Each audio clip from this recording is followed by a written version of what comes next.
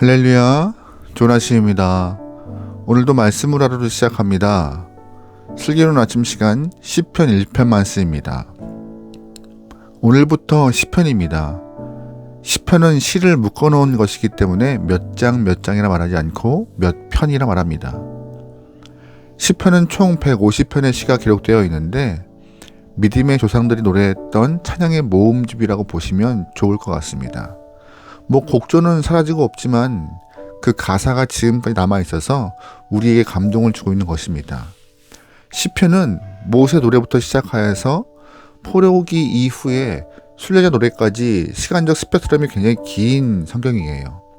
모세 노래는 기원전 1400년경에 기록된 것이고 포로기 이후에 기록된 순례자 노래는 기원전 500년 어간에 기록되어 있는지라 한 900년간의 시간의 간극이 있는 상황이죠.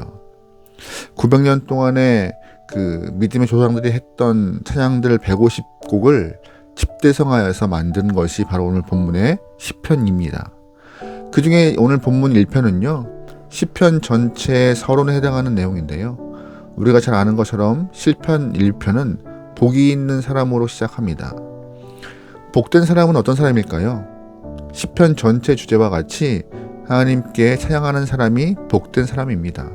다시 말해 입을 벌려 죄를 짓지 않고 하나님을 향해 찬양하는 사람이 복된 인생이라는 의미를 담고 있습니다. 그래서 시편 1편 말씀을 묵상하고 가슴에 새기면 시편 전체의 마음을 담을 수 있을 거라 저는 생각합니다. 1절 말씀입니다.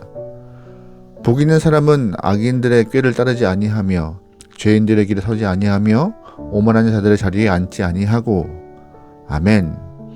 1절 말씀 보면은 아니하며라는 부정어가 3번 사용되고 있습니다. 따르지도 않고 곁에 서지 않고 같이 앉지 않는다. 한마디로 상종하지 않겠다는 것입니다. 따라가지도 않고 곁에 서지도 않고 같은 자리에 있지도 않고. 그렇다면 도대체 어떤 사람과 상종하지 않는다는 것일까요? 바로 악인들, 죄인들, 오만한 자들입니다. 표현을 3가지로 바꾸어 말하고 있지만 사실 한마디로 악인들이라고 특정할 수 있는 것이죠. 악인을 따르고 싶어하는 사람은 없습니다. 악인들과 같은 자리에 서고 싶어하는 사람들도 없고 같이 앉고 싶어하는 사람도 없어요. 누가 흉악한 악인들과 함께하고 싶어 하겠습니까? 살인을 저지르거나 폭력을 휘두르는 사람, 말이 거친 악인들과 함께하고 싶은 사람은 아무도 없을 것입니다. 그런데 시편에서 말하고 있는 악인은 우리가 일반적으로 생각하는 그런 범죄를 저지른 악인이 아닙니다. 4절 말씀이에요. 악인들은 그렇지 아니하며 오직 바람이 나는 겨와 같도다. 아멘. 4절 말씀에 바람이 나는 겨와 같은 사람을 악인이라고 하는 것입니다. 우리는 악인 하면 얼굴이 좀 흉하고 몸에 문신도 많고 사람을 죽일 정도로 포악한 사람이라 생각하지만 하나님의 말씀에서는 악인은 바람이 나는 겨와 같은 사람이라고 지목하시는 것이죠. 그럼 여러분, 바람이 나는 겨는 어떤 상태일까요? 자유로운 상태이죠. 다시 말해서 세상을 유람하듯 자유를 가지고 있습니다.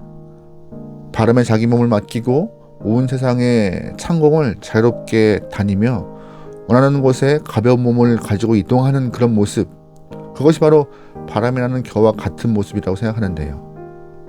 다시 말해 교회에 매이지 않고 가족에 매이지 않고 원하는 곳을 다니며 본인이 하고 싶은 대로 사는 인생, 누구나 한 번쯤 꿈꿔본 인생 같은데요. 바로 이런 인생을 본문에서는 바람이 나는 겨와 같은 사람이라고 말하고 있습니다. 하지만 바람이 나는 겨가 자유를 얻은 대신 포기한 것이 2가지가 있어요. 바로 생명과 열매입니다. 바람이 나는 겨는 뿌리가 없으니까 당연히 생명도 없겠죠. 여기서 말하는 뿌리는 영적 뿌리를 말하는 것이에요. 뿌리가 없다는 것은 뿌리를 통하여 공급받을 수 있는 하나님의 영원한 말씀의 양분이 없다는 것이죠.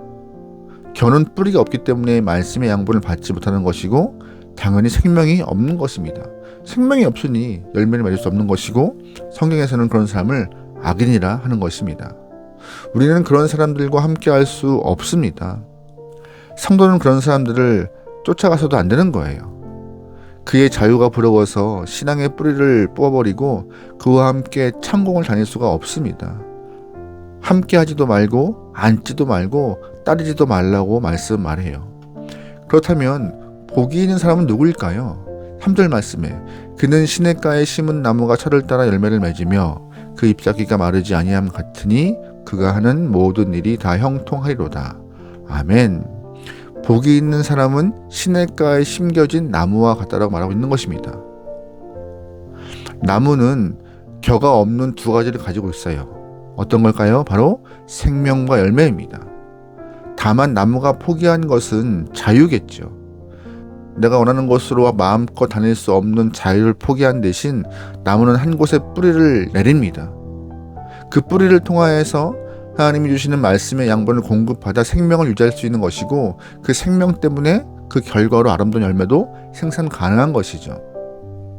성도인 우리는 하나님 말씀에 뿌리를 두고 그 말씀이 영원토록 우리를 촉촉하게 적심을 경험하며 시냇가에 심겨진 나무와 같이 열매가 있는 복된 인생 되길 소망해요. 자유롭지 못함을 탓하거나 불평하지 않고 내 뿌리가 하나님의 말씀에 온전히 닿아 있음에 기뻐하고 그로 인해 내가 오늘도 영적인 생명을 풍성히 누리고 있음에 감사할 수 있길 소망합니다. 시냇가에 심은 나무가 될 때에 우리의 삶의 귀한 열매, 아름다운 열매가 풍성할 것입니다. 또한 그로 인하여서 주변 사람들을 복되게 하고 배부르게 하는 인생 될 줄 믿습니다. 그렇다면 시냇가에 심은 나무와 같은 사람은 어떠한 인생의 모습을 가질까요? 바로 형통입니다.